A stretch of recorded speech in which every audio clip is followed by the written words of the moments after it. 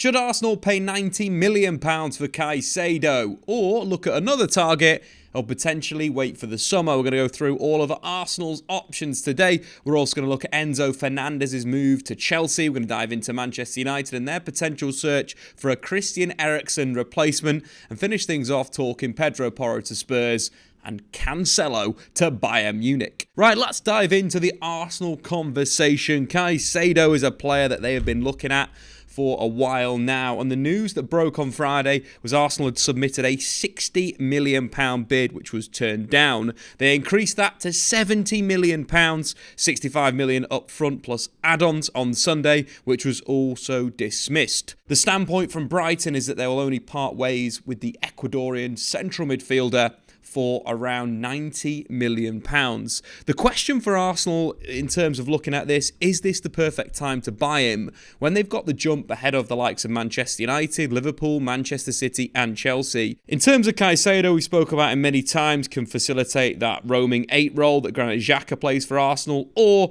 sit in Thomas Partey's position as that number 6 in front of the defence. Caicedo has done both jobs to a really high level at Brighton under Roberto De Zerbi as that number 6 sitting in defensive midfield. Statistically, Caicedo has improved per 90 in the Premier League versus his last season in the league for passes completed, passes into the final third, progressive passes, tackles, interceptions, shot creating actions and key passes. But more importantly, if we're looking at Caicedo versus Arsenal central midfielders, he comes out on top for tackles plus interceptions. He's second behind Thomas Partey for progressive passes, and through balls, only Martin Odegaard with 13 betters Caicedo 7 through balls. In terms of the fee, Arsenal are getting a unique talent for £90 million. It's just 20 years old, already has around 2 years of experience in the Premier League. Caicedo is a player of unique quality in that in Mikel Arteta's setup could play as the number 8 that Granit Xhaka is currently playing at the moment, but also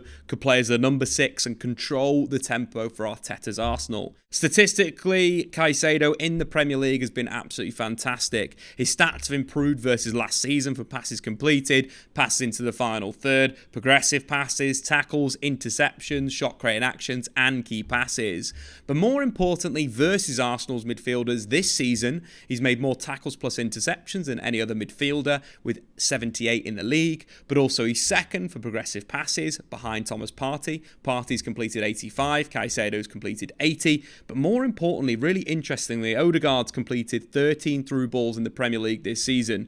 Caicedo's not far behind with 7, which is very impressive for the midfielder that he is. You know, a player that's been playing deep, but also in this box-to-box role. So for Arsenal, I think he's very unique in terms of his skill set and would massively improve the starting 11. I know the qualities of Granit Xhaka within this system, but Caicedo is that kind of the new age midfielder. 21 years old, has got a lot of football ahead to play. I think the big thing when you look at alternatives, they're just not at the same level. Onana for Everton, yes, he's a dynamic box-to-box midfielder that's got aerial threat when he's in the penalty area, when the ball's out wide for Everton, but he hasn't got the same quality in possession. Manu Kone very much has got the talent to potentially compete with the Caicedo at the top of European football in terms of his dribbling, carrying, winning the ball back, his dynamic element. Passing again, not as good as a Caicedo. And then alternatively, you're looking at other players that Arsenal have been linked with. We spoke about Declan Rice in the last video. Make sure you go and check that one out. But Zubimendi from Real Sociedad anchors the midfield for La Real. They play a 4-4-2 diamond. He sits at the base of midfield. He basically controls the tempo with his passing, with his ability to open up passes. But again, could be in a midfield with Caicedo. I'd rather have Caicedo over Zubimendi, but I think Zubimendi's got great quality in a slightly deeper position. But the thing with Caicedo is he can play both roles. So if Arsenal took a hit to either Thomas Partey or Granit Xhaka, at the moment would look very risky. Now, with the signing of getting someone like a Caicedo, would be absolutely perfect. And that is why Arsenal need to pay £90 million right now to sign the Ecuadorian central midfielder. Not only that, but they've currently got the jump on Manchester City, Liverpool, Man United and Chelsea, who all could be back in the summer to sign the Ecuadorian central midfielder. So, get into the comments below, Arsenal fans. Moises Caicedo, should Arsenal sign him right now or wait for the summer to maybe get him for a more reasonable price? Let me know in the comments below. Moving on to Chelsea and their quest to sign Enzo Fernandez from Benfica. This has been a hot topic over January. Chelsea have signed a whole host of attackers, but they really need to strengthen in midfield. When you're looking at their potential best pairing, Jorginho and Kovacic, there needs to be some more work done in that area. Considering how many defenders and attackers Chelsea have purchased in the last few windows, this is a big hole in their squad. But according to reports, the talks are advancing. The last offer that Chelsea have put in to Benfica is €120 million with no add-ons in 6 instalments, the first being done as soon as the deal is signed. Rui Costa, who is currently Benfica sporting director, has stated that the €120 million fee is the only number that will allow this deal to be done. So Rui Costa now has got to look to see whether that 6 instalments is good for Benfica. In terms of Chelsea, there has been a lot of movement in the off-season with the likes of João Felix, Madueke joining, Badashile from Monaco, but also when you're looking at the previous window, Wesley Fofana's coming in, Christopher Nkunku joins in the summer. It's going to be really interesting to see how Chelsea fit in all these attackers into the side, because quite frankly, it is a very difficult task. When you're looking at the offensive line, does Mason Mount fit into there? Does Mason Mount fit into a deeper position? Where does Conor Gallagher fit into this system? But I think the big thing is Enzo Fernandez definitely fits in. He's a player that we saw at the World Cup play successfully as a number 6, also play as an 8 at times, breaking into the penalty area in Argentina's 3-5-2 that they'd switched to after taking the lead. But I think that's a big kind of credit to Enzo Fernandez's game, that he has that quality to play multiple roles in midfield, which will be absolutely perfect for Graham Potter. He's a manager that likes to rotate his system in game, and Enzo Fernandez is kind of that perfect player. In a recent game in the Portuguese league, Enzo Fernandez with a 9.1 score on SofaScore, 2 assists, had 125 touches of the ball, 2 chances created, including 1 big chance, completed 10 of his 15 long balls, 3 out of 3 of his dribbles completed, won 5 out of his 7 tackles. He is basically the perfect central midfielder. And is he worth €120 million? Absolutely. Chelsea are doing a madness in this transfer window. If they get Enzo Fernandez done, they'll be back on their way to getting into the top 4. Moving on to Manchester United, they might need to dip into the window if Christian Eriksen's injury is as bad as expected. Eriksen's ankle was injured with a shocking challenge from Andy Carroll in the recent FA Cup match. So a replacement for Christian Eriksen in that starting 11 could be vital for United's aims of course, getting into the top 4. Of course, Manchester United is set to sign Gabriel Biancheri from Cardiff City on a transfer, and he'll go straight into the under-21 setup. Gabriel Biancheri is a attacking player, comfortable of playing in a number of the attacking areas. The game against Croatia in the under-17s European qualification game, he played in a diamond on the left-hand side. Dynamic, good at receiving with ball to feet, was directly involved in both goals. The first goal he assisted with a sliced shot that led into Joseph Hatch's path, and the second goal from Troy Perret was one of his shots was deflected. Keeper saved it, then he put the ball in the back of the net. Dynamic, looks like a talent. It's going to be exciting to see him come into the Manchester United setup. When you're looking at Erik Ten Hag, it's all about youth for him. You're thinking about the players that he bought through Ajax, De Ligt, De Jong, Dest, Mazraoui, Gravenberch, Timber, Kudos, Rennes, Kenneth Taylor, all played under Erik Ten Hag, so youth is the answer. Moving back to our initial point on Manchester United, Christian Eriksen injured against Reading in a game where United dominated and Antony once again absolutely shone. And this is great news for Manchester United. Antony's obviously come to the club with a humongous price tag of around £90 million, but is slowly starting to find his feet in Manchester. What I liked about his recent games is he's played a little bit more inside than outside. Yes, he does receive the ball a lot out wide, looks to take on that fullback, but what I've liked about Antony in these recent games is almost at times he's taken up more narrow positions. Not only we've seen rotation with Bruno Fernandez operating from the wide area,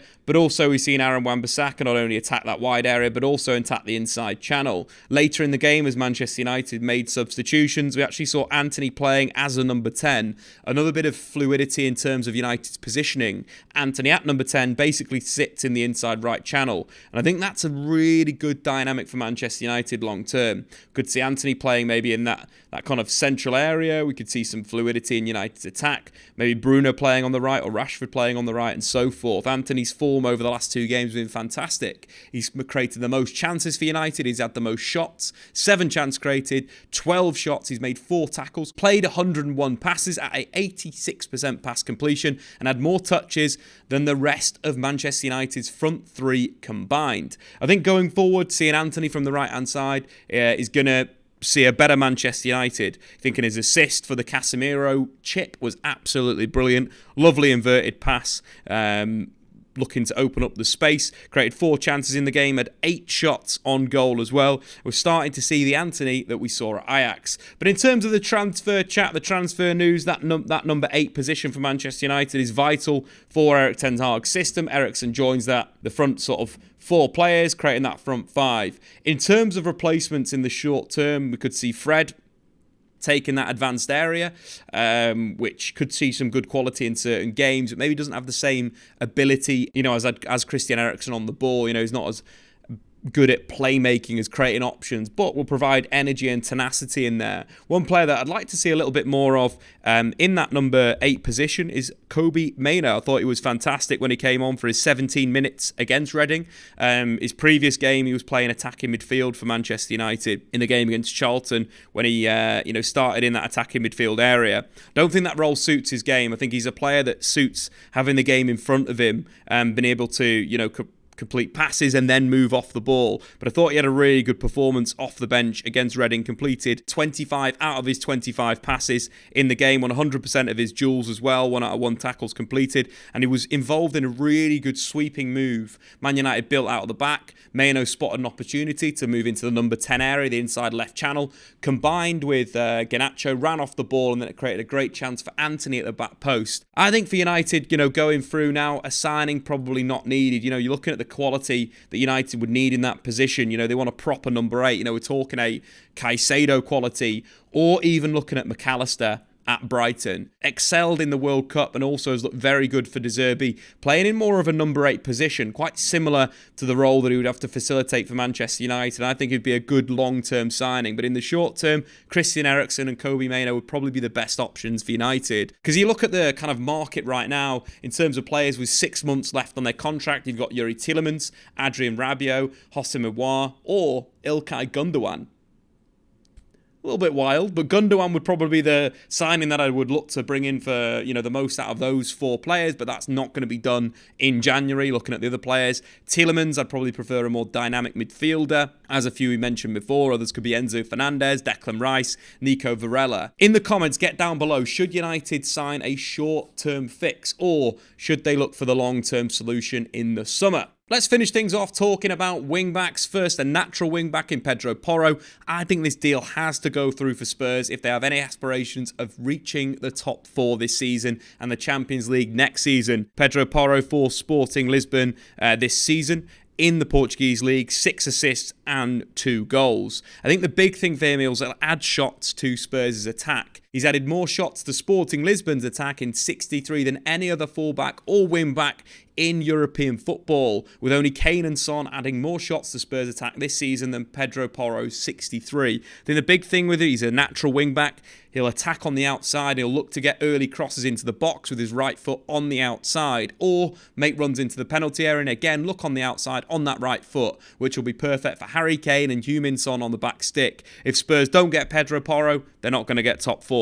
And talking about fullbacks, we've got to finish off talking about the surprise transfer of João Cancelo to Bayern Munich. This has absolutely blown up. And I think the big thing with Cancelo is his form in the Premier League this season has been very, very poor. But it appears that Guardiola has brushed his hands, and now Cancelo will be playing in Bavaria for Bayern Munich. For a player that arguably was the best fullback in European football last season, is an absolute steal for Julian Nagelsmann's side, considering that Mazraoui is going to potentially have injuries until the end of the season. Cancelo coming in and playing the inverted role on the right-hand side with Alphonso Davies playing as a natural wing-back is perfect for the Bavarians. But anyway, guys, what do you think about the João Cancelo signing? And of course, Arsenal fans in the chat, let me know whether Caicedo should be now or later. I've been Statman Dave. Subscribe if you're new, and we'll see you later.